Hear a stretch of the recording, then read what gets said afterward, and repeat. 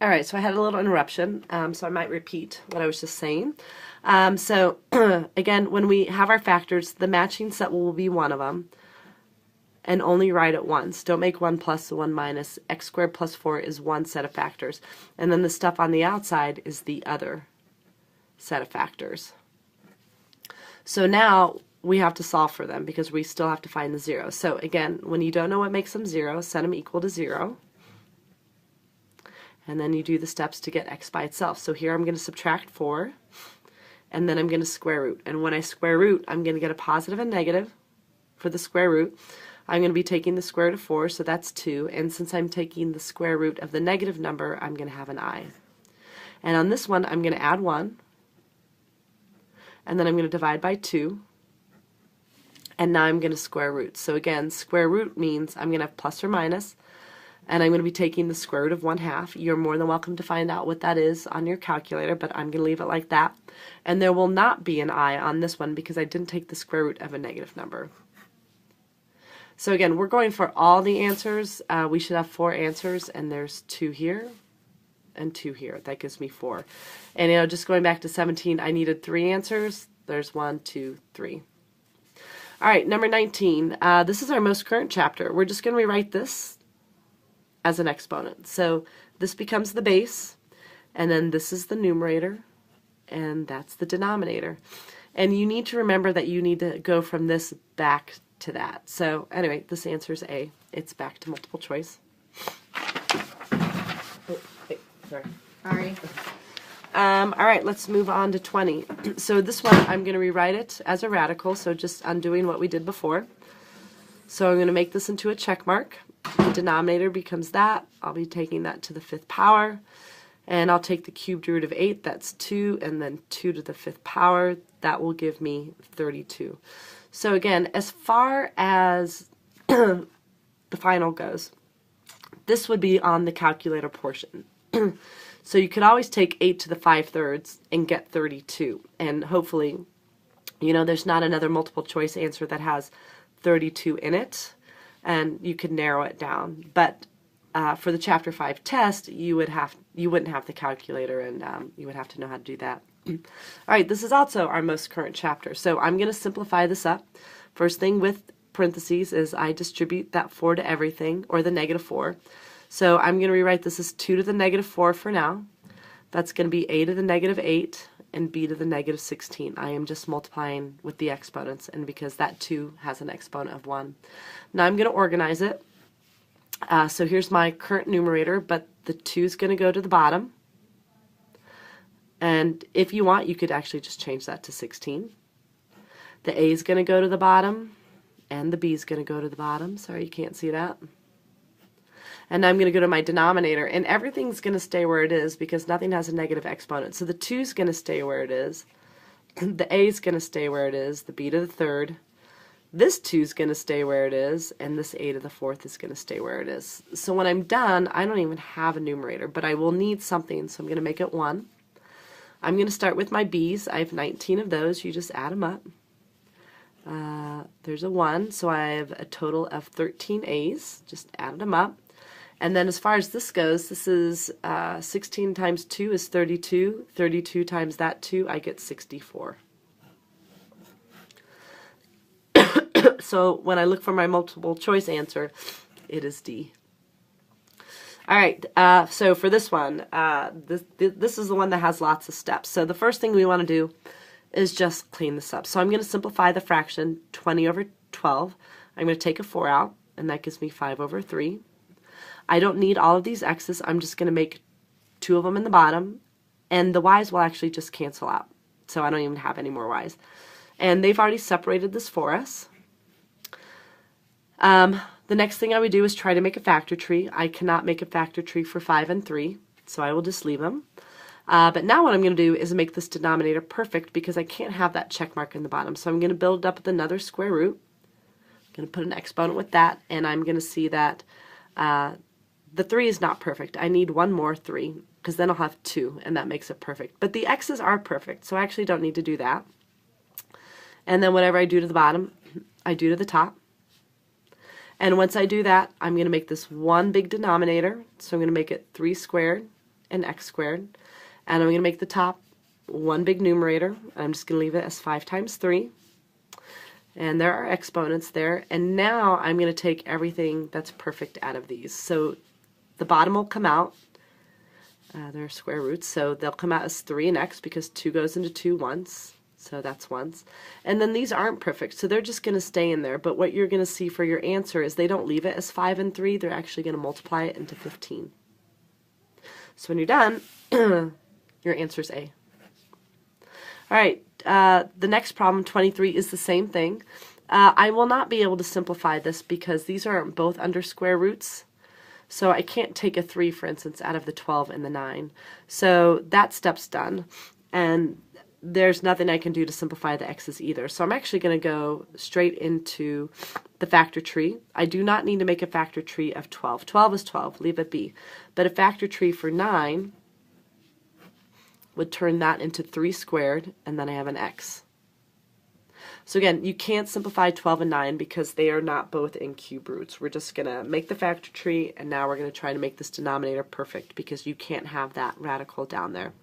So I'm going to build it up with another cube root, and I don't have enough 3's. I need one more, and then I'll have 3 of them, and that'll be perfect. And I don't have enough x's. I need 2 more there. And then whatever you do to the bottom, you do to the top. And now I'm going to combine my denominators. I'm going to make this one big cube root, so I'll have 3 3's and 3 x's. The numerators, I'll just combine them. The 12 is outside, so leave it outside. And this will just come along.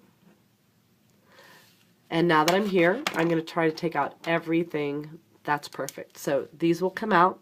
They'll become 3 and x. So if you're looking at your answers, you definitely know it's one of these two. And then this will not come out. So the 12 is there. These are stuck in here. But I don't see that answer anywhere either. So what happens? Sorry, I'm just looking at the answers here. And I don't know if I see any of the answers over there. So anyway, I'm going to finish and then maybe have to pause it to see. Oh, no, I do see my answer. So what happens is this 12 and 3 being outside of the radicals, I could simplify that to 4 with a 4 on top.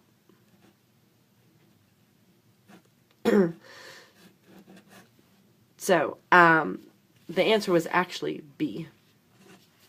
Okay? Now, if you run into this on the final and you're like, there's my answer, I don't see it over here, just call me over. We can talk through that you do see your answer over here.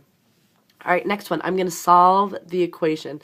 And there is a reminder about those extraneous solutions. That just means that the answers I get, they might not both work in my original problem. So with the radical, I want to get to the x, but I can't get to the x until the radical's gone. So whenever you have a radical, you isolate the radicals. So I'm going to move the 7 over, and that's going to make this a 6, because I added the 7 over. And now that the radical's been isolated, I'm going to get rid of it. So since it's a square root, I'm going to square it. And that square gets rid of that square root, so you're left with x plus 3, and then I'm going to square that, and that's 36. And now to get x by itself, I'm just going to subtract it. And I'm doing this because there's only one type of x. So when I'm done, I get 33. So if you notice, I'm not even going to check the extraneous solutions actually, because 33 is one of the answer choices, so it is definitely that. What the extraneous solution would do, though, is if I put it back in here, x being 33, 33 plus 3 is 36. If I take the square root of 36, I get 6. And when you take that 6 and you add -1, or -7, you do get the -1. So that makes the answer work. It's not extraneous. So 25, we're going to solve again. We're going to check for extraneous solutions. So how do you get rid of an exponent? Well, I just need the exponent to be gone. So I need to take this to a power so that it's gone. And to get 1/2 to go away, I will square it. So I'm squaring this, but I'm multiplying these two exponents, and 1/2 times 2 is 1. So I get this, and that means I'm going to square the x. I'm not timesing it by 2. I multiplied the exponents, but again, I was squaring it, so I'm squaring this side. Oh, I lost the 15. So now when I look at, I have more than one type of x. So with more than one type of x, you go for factoring first. I'm going to, although it would be easier to bring the x squared over, if you do that, this is not easy factoring anymore because it's not negative x squared. So you actually want to bring the 2x and the 15 over, and then you're going to solve for x. So I'm going to factor, and there's the top, there's the bottom, and it does factor. Now if it didn't factor because it's a quadratic, I would try the quadratic formula, but it does. So I'm going to do 5x and 3x and make the 5 negative. And then it's easy factoring, so I can do x minus 5, x plus 3. And now what makes them 0 is 5 and negative 3. So if you look at your answer choices, that is C, but I also see them separate. So there's a very good chance that one of these is extraneous. So what I'm going to do is I'm going to put 5 back in first to the original problem. So I'm going to put 5 in here and 5 in here. So I'm going to do 2 times 5 plus 15. So 2 times 5 plus 15, that's a 1/2 power, and when I'm done I should get 5. So 2 times 5 is 10, 10 plus 15 is 25. And please remember that a 1/2 power is just the square root, but you could also take 25 to the 1/2 power on your calculator, and you're going to see that 5 equals 5. The left side equals the right side. So 5 works. So now we're going to see what happens if we put negative 3 in. So I'm going to put negative 3 in for the x.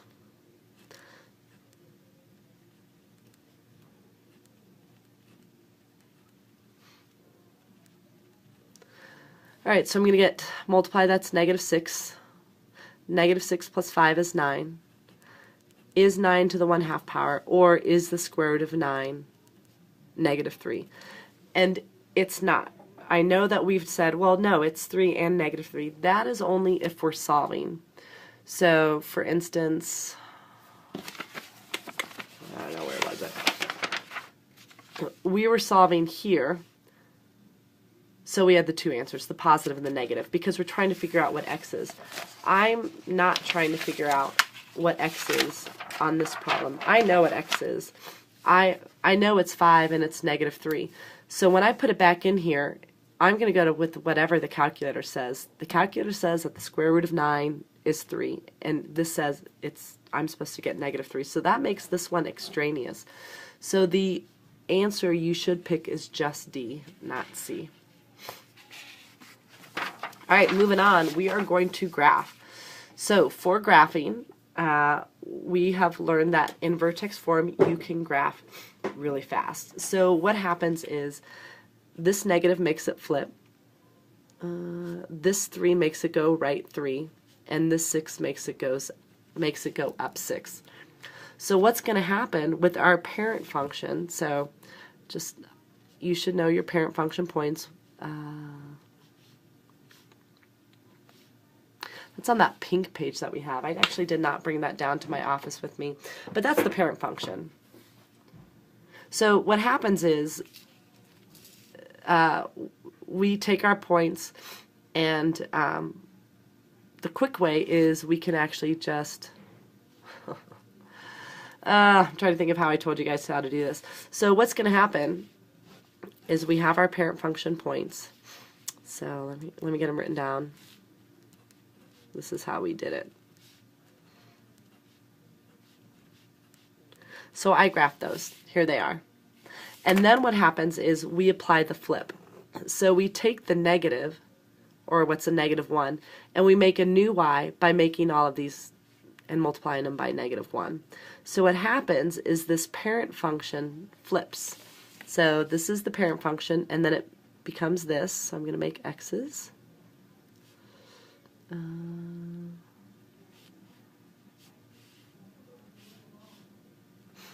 Okay, and now what's going to happen is these points are all going to go right 3 and up 6. So the final thing that I'm going to do is move each one right 3, up 6, right 3, up 6, and there's its partner point.